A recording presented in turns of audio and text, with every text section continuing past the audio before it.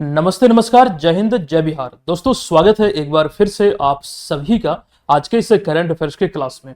15 से 17 अगस्त 2025 से संबंधित करंट अफेयर्स के प्रश्नों को आप देखेंगे, जिसमें बिहार राष्ट्रीय और अंतरराष्ट्रीय तीनों खबरों का संकलन होगा और आगामी बिहार की प्रतियोगी परीक्षाओं को लेकर तमाम जानकारी हमेशा की तरह मैं आपको विस्तृत तौर पर देने वाला हूं। तो पूरे सेशन को आप सभी लोग हमेशा की तरह ध्यान पूर्वक यहां पर देखेंगे। चलिए क्लास की हम शुरुआत करते हैं। उससे पूर्व पिछले क्लास में एक प्रश्न मैंने आपसे पूछा था, ध्यान दीजिए ये प्रश्न क्या था कि हाल ही में बिहार के राजगीर में आयोजित एशिया रग्बी अंडर 27 चैंपियनशिप 2025 में भारतीय महिला टीम ने कौन सा पदक जीता है। इंपॉर्टेंट प्रश्न है और आपको ध्यान रखना है, यहां पर इसका करेक्ट आंसर होगा विकल्प नंबर सी, यानी कि भारतीय महिला टीम ने कांस्य पदक अपने नाम किया है। हालांकि यह प्रतियोगिता पुरुष और महिला दोनों वर्गों में आयोजित हुई है और बिहार के इतिहास में यह पहली बार, मतलब बिहार ने इसकी मेजबानी पहली बार की है। कंप्लीट इंफॉर्मेशन ऐसे हम आपको दे चुके हैं। हालांकि एक और प्रश्न इसी से रिलेटेड हमने पुनः से इसमें शामिल किया है, क्योंकि ये प्रतियोगिता को लेकर जानकारी हम ऑलरेडी दे चुके हैं आपको। कई बार क्या होता है कि एक्सप्लेनेशन आप लोग नहीं पढ़ते हैं, लेकिन उसी में से एक प्रश्न खासकर गोल्ड मेडल से संबंधित हमने पुनः से यहां पर शामिल किया है आज वाले इस क्लास में। अच्छा, क्लास की हम शुरुआत करें उससे पहले, अच्छा, करंट अफेयर्स की यही वो कोर्स है, अगर आप बिहार में आयोजित होने वाले किसी भी एग्जाम की प्रिपरेशन में लगे हैं तो ये कोर्स आप लोग जरूर ज्वाइन कीजिएगा। निश्चित तौर पर करंट अफेयर्स की जिम्मेदारी हमारी होगी, चाहे वो कोई भी एग्जाम है जो बिहार में अभी बिहार एसएससी सीजीएल या फिर बीपीएससी, बिहार जीविका, जितने भी एग्जाम आयोजित होने वाली है सभी एग्जाम में ये आपको हेल्प करेगा। इस तरह से इसे डिजाइन किया गया है कि आपकी जो तैयारी है करंट अफेयर्स की वो बेहतर तरीके से हो पाएगी। अभी जो हमारे जितने भी रिसेंटली मटेरियल आए हैं या फिर आने वाले दिनों में मतलब रिलीज होंगे, वो सभी आपको इसी कोर्स में जो करंट अफेयर्स से रिलेटेड होंगे वो इसी में आपको मिल जाएगा। अभी जो कॉम्बो है ये 2024 वाला और ये 2025 का अर्धवार्षिक अंक, ये सभी उसी के माध्यम से आप प्राप्त कर पाएंगे। आते हैं यहां पर आज के सेशन के पहले प्रश्न पे। देखिए, इस वर्ष हम लोग 79th इंडिपेंडेंस डे सेलिब्रेट किए हैं और ऐसे में उसी से रिलेटेड ये प्रश्न है कि इस वर्ष 79वां स्वतंत्रता दिवस 2025 के अवसर पर बिहार के कितने पुलिस कर्मियों को वीरता पुरस्कार, कई लोग इसे गैलेंट्री अवार्ड के रूप में भी जानते हैं, इसलिए ब्रैकेट में यहां पर ये भी हमने मेंशन किया है। कई बार होता है कंफ्यूजन हो जाती है यहां पर। तो गैलेंट्री अवार्ड की बात करें तो यहां पर 19वें स्वतंत्रता दिवस के अवसर पर आपको ध्यान रखना है बिहार के कितने पुलिस कर्मी को यह पुरस्कार मिला है, वीरता पुरस्कार। तो ध्यान रखिए विकल्प नंबर डी, यानी कि 15 पुलिस कर्मी इस प्रश्न का करेक्ट आंसर हो जाएगा। आइए इसको हम थोड़ा डिटेल में समझते हैं, वो कौन कौन से पुलिस कर्मी हैं और किस किस कैटेगरी में यहां पर वो पुरस्कार मिला है। तो कंप्लीट वो सूची यहां पर देखेंगे, लेकिन उससे पहले थोड़ी जानकारी आपको दे दें कि इस वर्ष 79वां स्वतंत्रता दिवस हम लोग सेलिब्रेट किए हैं और बिहार के कुल 15 पुलिस कर्मी को राष्ट्रपति पुरस्कार से सम्मानित किया गया, जिनमें वीरता पुरस्कार की संख्या 7 है, सराहनीय सेवा पदक की संख्या 6 है और विशिष्ट सेवा पदक की बात करें तो इसकी संख्या हमें, मतलब इन 15 को यहां पर मेंशन किया हमने डिटेल में। 3 कैटेगरी में यह पुरस्कार मिला है। अच्छा, उन्हें पुरस्कार मिला है उनके अद्वितीय योगदान, वीरता और समर्पण को लेकर, इस चीज को ध्यान रखते हुए सम्मानित किया गया है। हालांकि पूरे भारत वर्ष के संदर्भ में यह जानकारी यहां पर दी गई है कि पूरे भारत वर्ष से 1090 कर्मियों को वीरता और सेवा पदक से सम्मानित किया गया, जिनमें 233 वीरता यानी कि गैलेंट्री, फिर 99 राष्ट्रपति विशिष्ट सेवा और साथ साथ 758 सराहनीय सेवा पदक इसमें शामिल है। तो इतनी जानकारी फिलहाल यहाँ पर ध्यान रखने योग्य है, क्योंकि बिहार के संदर्भ में यहाँ पर इस प्रश्न में हम विशेष रूप से बात कर रहे हैं। तो बिहार को जो 3 कैटेगरी में पुरस्कार मिला है, 15 पुरस्कार बिहार के पुलिस कर्मियों को, यहाँ पर वीरता पदक यानी कि गैलेंट्री अवार्ड की बात करें तो यहाँ पर यह नाम आपको ध्यान रखना है जिन्हें सम्मानित किया गया है वीरता पुरस्कार से।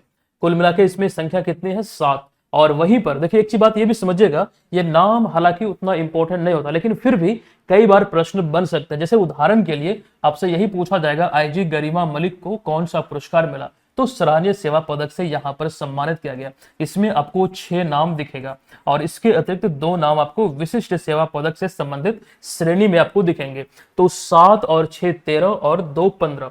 तो कुल मिलाकर ये चीजें यहाँ पर आपको ध्यान रखना है कि 15 पुलिसकर्मी को बिहार से जो संबंधित है उन्हें सम्मानित किया गया। ठीक है, अच्छा यहाँ पर दूसरे प्रश्न पे हम चले। एक जानकारी आपको महिला पुलिसकर्मी को लेकर दे दूं। टाटा ट्रस्ट की एक रिपोर्ट आती है, उस रिपोर्ट में इस बात का जिक्र किया गया है कि सबसे अधिक जो महिला पुलिसकर्मी है वो बिहार में है। कई बार ये चर्चाएं हमने आपके बीच किया है, इसको जरूर ध्यान आप लोग रखिएगा। फिलहाल यहां पर दूसरा प्रश्न आपके बीच है कि बिहार के राजगीर में आयोजित एशिया रग्बी अंडर 27 महिला चैंपियनशिप 2025 का जो खिताब है किसने जीता है। कहने का सेंस यहां पर यह है कि गोल्ड मेडल किसने अपने नाम किया है। खिताब जो यहां पर लिखा गया है यानी कि टाइटल, तो बात यहां पर हो रही है गोल्ड मेडल की। तो गोल्ड जीता है अभी चाइना ने, हमने जानकारी आपको दिया था। तमाम चीजें हम विस्तृत तौर पर आपको बतलाए थे, यहां पर वो चीजें आप देख सकते हैं कि एक सेकंड, यहां पर प्रश्न पे थोड़ा ध्यान दीजिएगा। महिला वर्ग वाला है, ठीक है, जो प्रतियोगिता है इसमें पुरुष और महिला दोनों वर्गों में आयोजित हुआ है और बात हम यहां पर कर रहे हैं विशेष रूप से महिला कैटेगरी में। तो महिलाओं के वर्ग में आपको ध्यान देना है, यहां पर लिखा गया है स्वर्ण पदक चाइना ने अपने नाम किया, जबकि सिल्वर हांगकांग ने। और इसी प्रतियोगिता में महिला वर्ग वाले अंडर 20 प्रतियोगिता में आपको ध्यान रखना है कि भारत ने उज्बेकिस्तान को हराया है और ये पदक कांस्य पदक अपने नाम किया है। इस प्रतियोगिता के संदर्भ में जानकारी लिखा गया है कि राजगीर में पहली बार 8 से 10 अगस्त 2025 को। अच्छा, बिहार में जो खेल से संबंधित प्रश्न बनते हैं अभी हम आपको दिखलाएंगे कि रिसेंटली अभी बीपीएससी फील्ड असिस्टेंट वाला जो एग्जाम हुआ था वहां पर एक प्रश्न पूछा गया है। फिलहाल इन सारी बातों को ध्यान रख लीजिए, प्रतियोगिता के संदर्भ में जानकारी लिखी गई है। और जो ये तस्वीर में आप देख रहे हैं इसका ये शुभंकर है, जो कि इसके चेहरे को आप यहां पर देखिए, आपको दिख रहा है कि खरगोश से ये प्रेरित है। तो इतनी बातें समझना, ध्यान रखना है। और एक बात और यहां पर आपको बता दो कि यहां पर बिहार में जो प्रतियोगिता आयोजित हुई थी तो ये पहली बार थी जो आयोजित हुई थी, लेकिन दोनों वर्गों में, पुरुष और महिला वर्गों में बिहार से संबंधित वैसे खिलाड़ी 6 थे, जिनमें 4 नाम आपको महिला वर्ग में दिखेगा, 2 नाम आपको पुरुष वर्ग में दिखेगा। जो राष्ट्रीय टीम का हिस्सा थे बिहार से 6 खिलाड़ी, ये चीजें यहां पर मेंशन किया गया है, ध्यान आपको रखना है। अब आते हैं यहां पर वो जानकारी। एक्चुअली उससे पहले एक और जानकारी यहां पर दे दूं कि इसके अतिरिक्त जो बात हम इस प्रतियोगिता की कर रहे हैं, तो इसके अतिरिक्त ये तमाम जो प्रतियोगिता है 8वां एशियन महिला हॉकी चैंपियंस ट्रॉफी, ये 2024 में 11 से 20 नवंबर तक राजगीर में आयोजित हुआ। उसके बाद सेपक टकरा विश्व कप चैंपियनशिप अभी हाल ही में आयोजित हुआ, कहां पर, तो पाटलिपुत्रा स्पोर्ट्स कॉम्प्लेक्स में। और खेलो इंडिया यूथ गेम्स, ये सभी का यहां पर शुभंकर आप देख सकते हैं। ये खेलो इंडिया यूथ गेम्स का जो आयोजन है इसकी भी मेजबानी बिहार पहली बार किया, 4 से लेकर 15 मई 2025 तक। और ये 5 जिलों में आयोजित हुआ है। कहां कहां पर, तो पटना, नालंदा, गया, बेगूसराय और भागलपुर। अब यहां पर देखिए, मैं जो आपको दिखाने जा रहा हूं ये एक एग्जाम का जो खास करके क्वेश्चन पेपर है उसी का ये कटिंग है। आप में से ही किसी ने मुझे सेंड किया था कि सर इसका प्रूफ दीजिएगा कि कितना प्रश्न आपके एग्जाम में पूछा गया है। हालांकि इससे पहले 17वीं बीपीएससी एग्जाम का प्रूफ ऑलरेडी हम आपको दे चुके हैं कि लगभग प्रश्न पूछे गए हैं। प्रूफ वाला जो पीडीएफ है एप्लीकेशन पे फ्री वीडियोज वाले सेक्शन में आपको मिल जाएगा, वहां से डाउनलोड करके देख लीजिएगा। बाकायदा उसका वीडियो भी हमने आपको दिया था। फिलहाल इस प्रश्न पत्र को जब मैंने पूरा एनालिसिस किया तो लगभग प्रश्न 100% मान के चलिए, जो मैंने देखा उसे एक ओवरव्यू के रूप में, वो सभी प्रश्न हमने आपको पढ़ाया है। और मुझे अचानक से याद आया जब इस प्रतियोगिता के संदर्भ में जानकारी मैं दे रहा था, तो मुझे लगा अच्छा ये प्रश्न वहां पर पूछा गया, तो वहीं से मैंने बोला इसको यहाँ पर सेट करने के लिए। तो ये प्रतियोगिता के संदर्भ में वही चीजें हूबहू पूछा गया है। अगर आप ये देख रहे हैं कि खेलो इंडिया यूथ गेम्स, और बाकायदा मेंशन भी किया है कौन सा संस्करण, तो 7वां संस्करण बिहार में कहां पर आयोजित हुआ, यहां पर वही प्रश्न है। और यहां पर देखिए विकल्प कौन कौन सा है, पटना, राजगीर, गया, भागलपुर और बेगूसराय। देखिए यहां पर हमने क्या बताया, नालंदा, गया, पटना, नालंदा, गया, बेगूसराय और भागलपुर। नालंदा की बात जो कर रहे हैं हमने यहां पर जिलों के संदर्भ में लिखा है, कितने जिलों में, तो जिलों के संदर्भ में, क्योंकि राजगीर कोई जिला नहीं है। देखिए यहां पर राजगीर जो मेंशन किया गया है, तो हालांकि आंसर सही है, एक प्रॉपर वो जगह लिखा, लेकिन हमने यहाँ पर जिला के संदर्भ में लिखा, तो ये भी सही है क्योंकि जिला मेंशन हमने कर दिया तो हम यहाँ पर राजगीर नहीं लिख सकते हैं। तो ये चीजें आपको ध्यान रखना पड़ेगा। जितनी भी जानकारी हम देते हैं सभी चीजें इंपॉर्टेंट होती है, भरोसा रखिएगा। भरोसा रखेंगे तभी जाके आप चीजों को स्वतंत्र होकर पढ़ भी पाएंगे। और दूसरे सोर्स पर बिल्कुल मत भटकिए, चीजें यहां से बेहतर मिल रही है। कोई भी डाउट है, कुछ भी पूछना है, हमारा हेल्पलाइन नंबर आप सभी को दिया गया है, आप बेझिझक पूछ सकते हैं। और एप्लीकेशन पे चैट वाला भी फीचर है, वहां पर भी हमारी टीम से आप चैट कर सकते हैं। अच्छा, ये इस प्रतियोगिता का शुभंकर है। शुभंकर का नाम क्या है आप सभी को मालूम होना चाहिए। आप यहाँ पे देख रहे हैं हाथी और सिंह की ये शक्ति का प्रतीक है, इसका नाम है गज सिंह। हालांकि यहाँ पर हमने मेंशन भी कर दिया है। और ये किससे संबंधित है, तो पाल वंश से, एक प्रकार से वहां से प्रेरित है। ये चीजें डिस्कस हम कर चुके हैं, तो इतना डीप में जाके आप लोग इन सारे चीजों को ध्यान रखिएगा। फिलहाल तीसरा प्रश्न है आईसीसी का, जो player of the month award है। अभी अगस्त महीना चल रहा है, तो जुलाई को लेकर घोषणा हो चुकी है। तो जुलाई महीने में यहाँ पर उसी संदर्भ में प्रश्न है कि मेंस कैटेगरी में ये अवार्ड किसे मिला है। ध्यान दीजिएगा, शुभमन गिल को मिला है, भारत के। अच्छा, शुभमन गिल को इससे पहले इसी साल 2025 फरवरी महीने में, ध्यान आपको रखना है, और इसे मतलब ये पुरस्कार दिया जा चुका है। इस साल ये दूसरी बार है जब इन्हें ये पुरस्कार मिला है। कंप्लीट वो सूची आपके बीच हमने रखा है, तो शुभमन गिल को आप यहाँ पर तस्वीर में देख सकते हैं। देखिए, जुलाई 2025 महीने को लेकर जो घोषणा हुई है ICC men's player of the month की, तो आपको ध्यान रखना है कि टेस्ट कप्तान शुभमन गिल को सम्मानित किया गया। और ध्यान रखिए, यहां पर एक इंपॉर्टेंट पॉइंट ये है कि इस अवार्ड के लिए उन्होंने इंग्लैंड के कप्तान बेन स्टोक और दक्षिण अफ्रीका के ऑलराउंडर विलियम मुल्डर को पछाड़ा, उन्हें शिकस्त देते हुए इस पर कब्जा जमाया, यानी कि पुरस्कार से इन्हें सम्मानित किया गया। अच्छा, यह गिल यानी कि शुभमन गिल का चौथा ICC player of the month award है। इससे पहले जनवरी 2023 में और सितंबर 2023 में, फिर अभी रिसेंटली फरवरी 2025 में, और उसके बाद अभी जुलाई 2025 में इन्हें इस पुरस्कार से सम्मानित किया गया है। और इंपॉर्टेंट है, अब यहां से ये जो उपलब्धि इन्हें हासिल हुई है, एक और प्रश्न यहां पर एराइज हो जाता है, और वीवीआई ध्यान रखेगा, वह पुरुष क्रिकेटरों में इस अवार्ड को 4 बार जीतने वाले खिलाड़ी बने हैं और पहले खिलाड़ी बने हैं। चाहे बात करें भारत के संदर्भ में या फिर विश्व स्तर पर, आपको ध्यान रखना है ये पहले ऐसे खिलाड़ी हैं। ICC player of the month जो पुरस्कार है, ये महिला और पुरुष दोनों कैटेगरी में दिया जाता है। 2021 में जनवरी महीने से इसकी शुरुआत आईसीसी जो क्रिकेट की सर्वोच्च संस्था है उसके द्वारा किया गया था। अच्छा, यहाँ पर महिला वर्ग की बात हम कर रहे हैं, तो इंग्लैंड के एक धुआंधार क्रिकेटर बल्लेबाज को यह दिया गया। इनका नाम मुझे ध्यान में नहीं आ रहा यहाँ पर, हालांकि हमने मेंशन किया है, डंकले एक प्रकार का नाम। अच्छा, यहाँ पर देखिए, महिला वर्ग में सोफिया डंकले जो इंग्लैंड की है, उन्हें दिया गया। पुरुष वर्ग में शुभमन गिल को जो भारत के हैं। जनवरी, फरवरी, मार्च, अप्रैल, मई, जून, जुलाई, ये अपडेटेड डाटा है। ये जब भी घोषणा होती है, पुरस्कारों का वितरण होता है, यहां पर इस सूची में हम इसको शामिल करते हैं। 2024 में भी, 23 में भी, 22 में भी इसी प्रकार से चीजें हमने आपको दिया है। ध्यान रख लीजिएगा, ये तमाम जो पीडीएफ फाइल है एप्लीकेशन पे प्रिंटेबल फॉर्म में, रेडी टू प्रिंट, वो आपको बस प्रिंट करना है। डेली बेसिस पर, मंथली बेसिस पर और ईयरली बेसिस पर आपको उपलब्ध कराया जा रहा है। नोट्स बनाने का झंझट खत्म कीजिए, पढ़िए, यहाँ पर ज्यादा समय दीजिए उसे याद करने में, उसे दिमाग में सेट करने में। नोट्स बना बनाया हम आपको दे ही रहे हैं, और साथ ही ये जो बोर्ड पीडीएफ है रीडिंग पर्पस से रिवीजन के लिए, ये भी हम आपको दे रहे हैं। तो दोनों सभी चीजें एप्लीकेशन पे आपको मिल जाएगी।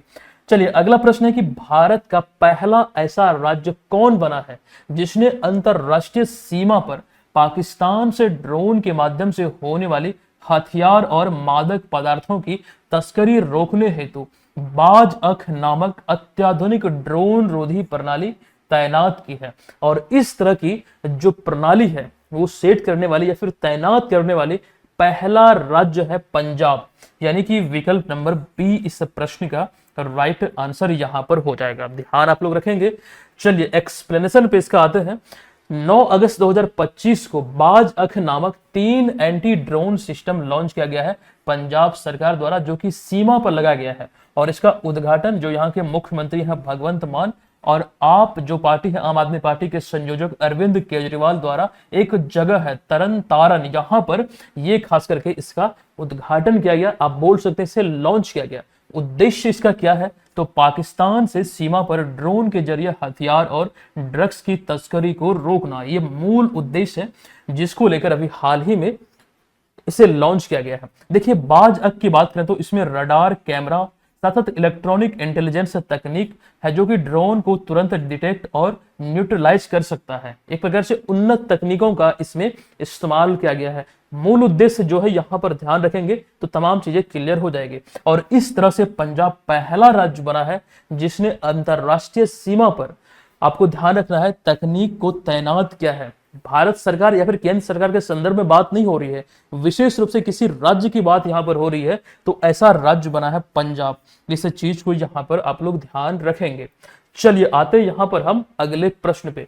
हाल ही में भारत के पहले राज्य स्वास्थ्य नियामक उत्कृष्टता सूचकांक श्रेष्ठ, यानी कि state health regulatory excellence index, जिसे शॉर्ट में कहा जाता है श्रेष्ठ, SHRESTH, इसी का ये पूरा नाम या फिर आप बोल सकते हैं ये इसका फुल फॉर्म आप देख रहे हैं। तो इसका अनावरण या फिर इसे किसके द्वारा अभी हाल ही में लॉन्च किया गया है? इस प्रश्न का जो राइट आंसर होगा यह है विकल्प नंबर बी, यानी कि केंद्रीय स्वास्थ्य एवं परिवार कल्याण मंत्रालय के द्वारा अभी हाल ही में इसे लॉन्च किया गया। यहां पर आपको वो चीजें दिख रहा है कि 8 अगस्त 2025 को ये केंद्रीय स्वास्थ्य एवं परिवार कल्याण मंत्रालय द्वारा श्रेष्ठ का अनावरण किया गया। क्योंकि ये अभी इस वजह से खबरों में है, इसको लॉन्च किया गया है, तो कई बार ऐसा होता है कि उस टर्म का फुल फॉर्म आपसे पूछा जाता है। अभी हमने आपको बताया, ये जरूर ध्यान रखिएगा, state health regulatory excellence index. और इस इंडेक्स या फिर इस सूचकांक की बात करें तो राज्यों और केंद्र शासित प्रदेशों के स्वास्थ्य नियामक ढांचे के प्रदर्शन का आकलन करने के लिए यह बनाया गया है। इसे डिटेल में थोड़ा समझिए कि इसका उद्देश्य क्या है। दरअसल राज्यों में स्वास्थ्य सेवाओं की गुणवत्ता, पारदर्शिता और जवाबदेही बढ़ाना है, और यह अस्पतालों, क्लिनिकों, डायग्नोस्टिक सेंटर आदि के लाइसेंसिंग, मॉनिटरिंग और शिकायत निवारण मानकों पर आधारित है।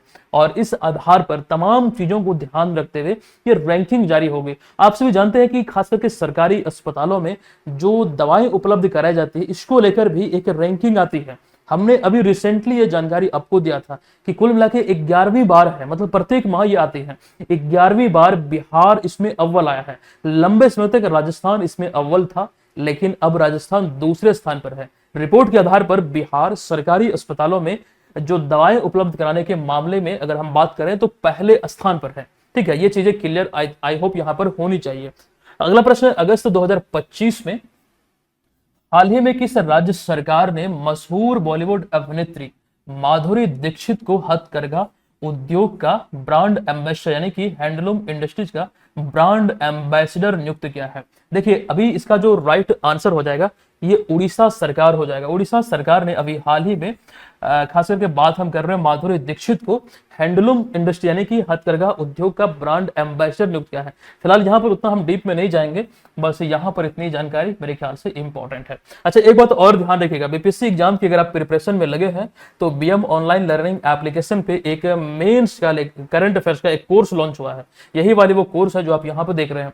इस कोर्स को लेने से फायदा ये होगा, अगर आप करंट अफेयर्स ढूंढ रहे हैं, बेहतर क्वालिटी का गुणवत्तापूर्ण करंट अफेयर्स जिस प्रकार से हम आपको देते आ रहे हैं, और इसमें समय समय पर अपडेट भी होती है कि चीजों को हम बेहतर करते हैं। प्रीलिम्स और मेंस के दृष्टिकोण से ये जो कोर्स है बीपीएससी के लिए डिजाइन किया गया है, आप इसे प्राप्त कर सकते हैं। आपको ध्यान रखना है इसमें कूपन कोड भी आपको मिल रहा है, एप्लीकेशन पे जानकारी मिलेगी, 15% का डिस्काउंट इसमें दिया जा रहा है। आप लोग इसको जाके अभी ज्वाइन कर लीजिए, निश्चित तौर पर ये आपको बहुत हेल्प करेगा, आपकी जिंदगी को ये संवार सकता है। जितनी आप हजारों रुपये खर्च करते हैं बीपीएससी का करंट अफेयर्स पढ़ने के लिए, इसमें इस प्रकार से चीजों को हम दे रहे हैं, आपको बहुत पसंद आएगा। ठीक है, इसको आप ज्वाइन कर सकते हैं। चलिए, बहुत सारे लोग ऑलरेडी ज्वाइन किए हुए हैं। हालांकि बीपीएससी के अतिरिक्त और किसी एग्जाम की प्रिपरेशन में लगे हैं जैसे एसएससी, सीजीएल आदि, तो करंट अफेयर्स का जो स्पेशल कोर्स है अभी जो स्टार्टिंग में मैंने आपको दिखाया था उसको लीजिएगा, इसको मत लीजिएगा। ठीक है, चलिए अगला यहाँ पर प्रश्न है कि हाल ही में किस देश ने घोषणा की है कि वह आगामी 80वीं संयुक्त राष्ट्र महासभा यानी कि यूनाइटेड नेशन जनरल असेंबली में फिलिस्तीन को औपचारिक रूप से एक स्वतंत्र राष्ट्र के रूप में मान्यता देगा? देखिए, ये एक इंपॉर्टेंट प्रश्न है, और यहां पर देखिए इस प्रश्न का जो राइट आंसर हो जाएगा ये है विकल्प नंबर बी, यानी कि ऑस्ट्रेलिया। अब इसको थोड़ा डिटेल में समझिए। ऑस्ट्रेलिया को लेकर ये संदर्भ में प्रश्न है। देखिए यहाँ पर 80वीं संयुक्त राष्ट्र महासभा, हालांकि इसको लेकर जानकारी हम दे चुके हैं, सितंबर में ये आयोजित होने वाला है। इसको लेकर एक जानकारी और भी हमने दिया था, वो चर्चा आगे हम करते हैं। फिलहाल यहाँ पर आपको बता दूं जो अच्छा यहाँ पर हमने मेंशन किया कि सितंबर 2025 में आयोजित होगा, और घोषणा के अनुसार ऑस्ट्रेलियाई प्रधानमंत्री एंथनी अल्बनीज इसमें आपको ध्यान रखना फिलिस्तीन को औपचारिक रूप से यानी कि मान्यता देगा एक राष्ट्र के रूप में। और एक बड़ा प्रश्न है करंट अफेयर्स के दृष्टिकोण से, किसके द्वारा घोषणा हुई है, तो ऑस्ट्रेलियाई प्रधानमंत्री एंथनी अल्बनीज के द्वारा। और ये जो निर्णय है आपको ध्यान रखना शांति की स्थापना और दो राष्ट्र समाधान यानी कि 2 स्टेट सॉल्यूशन के इसको बढ़ावा देने के उद्देश्य से किया गया है। तो ये पर्पस भी आपको ध्यान रखना है। अच्छा, पिछले साल मान्यता दिया था कुछ देशों ने, स्पेन, आयरलैंड, नॉर्वे, साथ साथ स्लोवेनिया ने भी मान्यता दिया था, मतलब फिलिस्तीन की संदर्भ में यहाँ पर हम बात कर रहे हैं। हालांकि वर्तमान में संयुक्त राष्ट्र के जो 196 सदस्य देश हैं उनमें 147 संयुक्त राष्ट्र सदस्य देशों ने फिलिस्तीन को एक राष्ट्र के रूप में या फिर एक राज्य के रूप में, यहाँ पर ध्यान दीजिए कई लोग कंफ्यूज हो जाते हैं। यहाँ पर जो हमने ये शब्द लिखा है या फिर वाक्य लिखा है कि फिलिस्तीन को एक राज्य के रूप में मान्यता दिया है, यहाँ पर राज्य शब्द से भारत जैसे राज्य नहीं, जैसे उत्तर प्रदेश, बिहार, पश्चिम बंगाल नहीं। यहाँ पर राज्य शब्द का अर्थ है एक नेशन से, एक राष्ट्र से। ये चीज समझिएगा, जैसे यहाँ पर जो हमने लिखा है इसको ध्यान रखने की आवश्यकता है। तो ये तमाम बातें यहाँ पर ध्यान रखिएगा, और पिछले साल वाला जो मान्यता मिला है इसे भी याद रखना है। अब देखिए, बात हम कर रहे थे 80वीं संयुक्त राष्ट्र महासभा की। अब इसको लेकर एक पॉइंट आपको यहाँ पर ध्यान रखना पड़ेगा। इन्हें आप जो तस्वीर में देख रहे हैं, इनका नाम क्या है? जर्मनी की विदेश मंत्री है, पूर्व विदेश मंत्री है, एनालेना बेयरबॉक इनका नाम है। अभी रिसेंटली आपको ध्यान रखना है 80वीं संयुक्त राष्ट्र महासभा के अध्यक्ष के रूप में इनका चुनाव हुआ है, और यह सत्र 9 सितंबर 2025 से शुरू होने वाली है। कुछ जानकारी और यहाँ पर संयुक्त राष्ट्र के बारे में दर्शाई गई है। अब यहाँ पर उतना हम चर्चा नहीं करेंगे, आप लोग चाहे तो रिवीजन पर्पस से इसको पढ़ सकते हैं। ठीक है, चलिए फिलहाल हम यहाँ पर चलते हैं अगले प्रश्न पे। अच्छा, एक जानकारी और, ये चर्चा हम ऑलरेडी कर चुके हैं, मुझे इंपॉर्टेंट लगा इस वजह से यहाँ पर ये स्लाइड को रखा गया है। संयुक्त राष्ट्र के तहत आपको ध्यान रखना, संयुक्त राष्ट्र का जो नेल्सन मंडेला पुरस्कार है, दक्षिण अफ्रीका के गांधी कहे जाते हैं नेल्सन मंडेला, 2025 के इस पुरस्कार की बात करें तो संयुक्त रूप से केन्या के केनेडी ओडेडे, जिन्हें आप यहाँ पर देख रहे हैं, और इसके अतिरिक्त अमेरिका के ब्रेंडा रेनॉल्ड्स, जिन्हें आप यहाँ पर देख रहे हैं, इन दोनों को संयुक्त रूप से यह पुरस्कार दिया गया है। और यह पुरस्कार क्यों दिया जाता है? तो वैसे शख्स जो पूरी दुनिया में मानवाधिकारों की रक्षा, सामाजिक न्याय और मानव गरिमा की स्थापना में अपनी उत्कृष्ट योगदान देता है, असाधारण योगदान देता है, उनकी उपलब्धियों को सम्मानित करते हुए, चिन्हित करते हुए नेल्सन मंडेला पुरस्कार, जो संयुक्त राष्ट्र के पुरस्कार की हम बात कर रहे हैं, ये दिया जाता है। ध्यान रखिएगा, कई ऐसे पुरस्कार हैं जो हर हाल में आपको याद रखना पड़ेगा। एग्जाम में प्रश्न पूछे जाते हैं पुरस्कारों को लेकर विशेष रूप से, और तमाम पुरस्कारों को लेकर इसी प्रकार की जानकारी ऑलरेडी हम आपको देते आए हैं। ठीक है, 8वां प्रश्न है कि 10 अगस्त 2013 से प्रत्येक वर्ष विश्व शेर दिवस मनाया जाता है। बताएं कि वर्ष 2025 में भारत में एशियाई शेरों की संख्या बढ़कर कितनी हो गई है। सबसे पहले विश्व शेर दिवस प्रत्येक वर्ष 10 अगस्त को मनाया जाता है। अब सवाल यहां पर यह है कि शुरुआत कब हुई थी। देखिए, प्रश्न में वो मेंशन हमने किया है कि 2013 से प्रत्येक वर्ष मनाया जाता है, लेकिन अभी यहां पर ध्यान दीजिए 10 अगस्त को जो मनाया गया, इस वजह से ये खबरों में है। अब इसमें हमने एक रिपोर्ट को यहां पर शामिल करते हुए एक प्रश्न अराइज किया है। प्रश्न यह है कि वर्ष 2025 में जो एशियाई शेरों की संख्या को लेकर जो एक रिपोर्ट आया था, इसकी संख्या कितनी है। अब यहां पर ध्यान दीजिएगा, इसकी संख्या है 891। इसमें वृद्धि हुआ है और लगातार वृद्धि हमें देखने को मिल रहा है।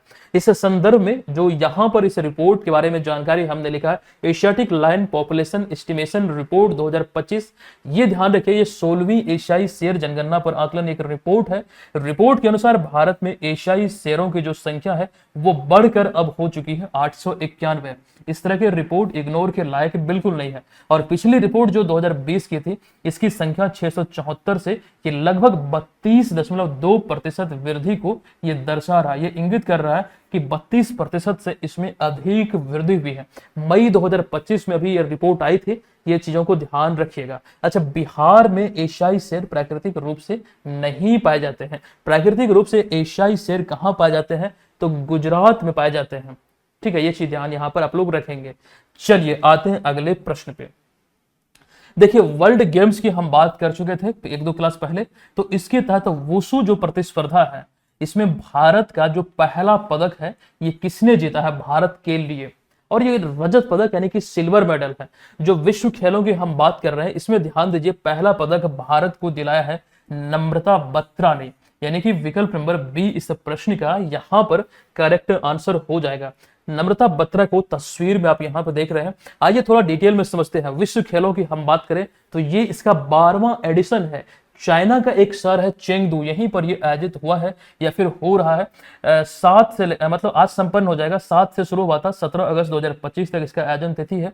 और एक जानकारी हमने ये भी आपको दिया था, ओलंपिक खेलों में मतलब जो खास करके ओलंपिक खेलों में शामिल नहीं होते हैं वैसे खेल विशेष रूप से विश्व खेलों में शामिल किए जाते हैं। आई होप ये चीजें यहां पर क्लियर है। देखिए ऐसे खेलों को इसमें शामिल किया जाता है जो सामान्यतः जो जनरली ओलंपिक खेल का हिस्सा नहीं है, अधिकतर वैसे होते हैं। इस प्रतियोगिता में भारत की नम्रता बत्रा ने वुशु प्रतिस्पर्धा में भारत को मेडल दिलाया है। और कौन सा मेडल है, तो 92 किग्रा वर्ग में रजत पदक यानी कि सिल्वर मेडल। अच्छा, यह उपलब्धि भारत के लिए विश्व खेलों के या फिर विश्व खेलों में वुशु स्पर्धा में ये एक बड़ी उपलब्धि को दर्शाता है, और ये पहली बार है यहां पर सिल्वर मेडल भारत को मिला है। ये चीज यहां पर ध्यान रखिए। अब वुशु की अगर हम बात करें तो यह एक चीनी मार्शल आर्ट पर आधारित प्रतिस्पर्धा खेल है जिसमें 2 मुख्य श्रेणियां होती है, जिनमें कि आपको ध्यान रखना ताओलू, इसे फॉर्म्स यानी कह सकते हैं, और सांडा यानी कि फाइट, ये 2 कैटेगरी में इसे डिवाइड किया गया। मूलतः एक चीनी मार्शल आर्ट ये एक प्रकार का प्रतियोगिता है। आई होप ये यहां पर क्लियर है। अब हम यहां पर आते हैं अगले प्रश्न पे।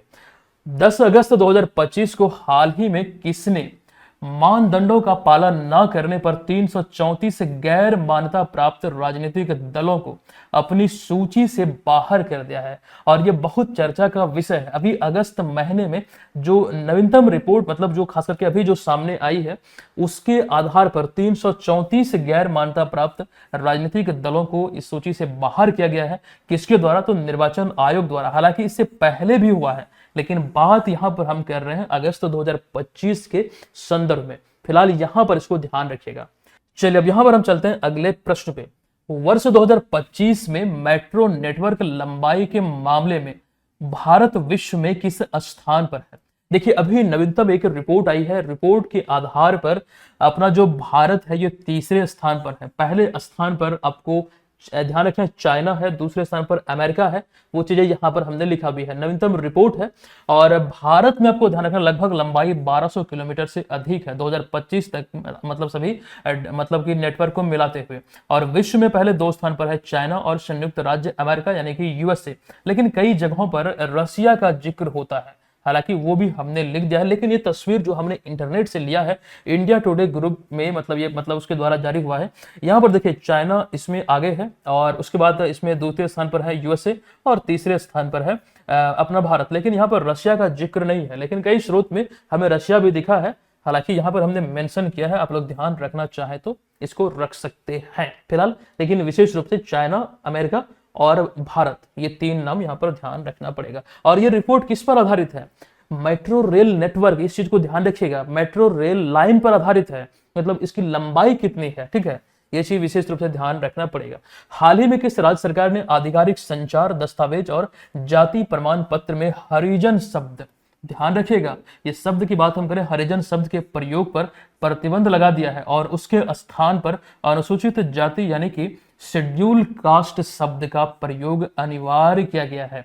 किस राज्य सरकार के द्वारा? ये एक इंपॉर्टेंट प्रश्न है, और राइट जो आंसर है यह है विकल्प नंबर बी, यानी कि उड़ीसा सरकार के द्वारा।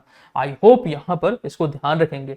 फिलहाल यहां पर आज के सेशन को हम समाप्त करते हैं, और ये आज का जो क्लास आपने देखा कितने इंपॉर्टेंट प्रश्नों का हमने संग्रह किया है। इस प्रकार से जब चीजों को आप पढ़ेंगे, याद रखेंगे, ये आपके लिए बहुत ज्यादा उपयोगी होगा। और करंट अफेयर्स में आज के क्लास का ये प्रश्न है जिसका आंसर आप सभी को लिखना है। ये इक्वेटर प्राइज से संबंधित मतलब इससे संबंधित पुरस्कारों को लेकर प्रश्न पूछा गया, कितने पुरस्कार प्रदान किए गए इस बार, और इसमें आपको ध्यान रखना, एक पुरस्कार भारत को भी मिला है, चर्चाएं हम कर चुके हैं, उसका आंसर आपको डिटेल में कमेंट बॉक्स में लिखना है। और कोर्स को लेकर जो जानकारी हम आपको दे रहे थे, ये तमाम जो पीडीएफ फाइल आदि है आप एप्लीकेशन पे करंट अफेयर्स के इस कोर्स के माध्यम से प्राप्त कर सकते हैं।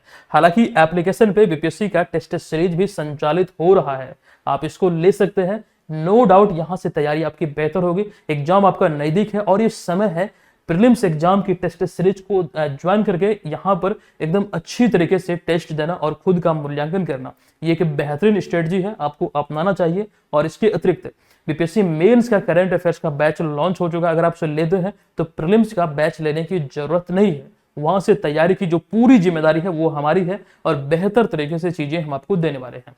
और इन सभी के अतिरिक्त एक फाइनल अनाउंसमेंट ये भी है कि 20 तारीख के बाद से बिहार एसएससी सीजीएल 4 के लिए प्रॉपर क्लासेस एप्लीकेशन पे शुरू होने वाली है। हालांकि फ्री लेक्चर, फ्री क्लासेस आपको यूट्यूब पर भी मिलेंगे। ठीक है, तो आप लोग चाहें तो उसे भी ले सकते हैं। चलिए हम मिलते हैं नेक्स्ट क्लास में, तब तक के लिए धन्यवाद, जय हिंद।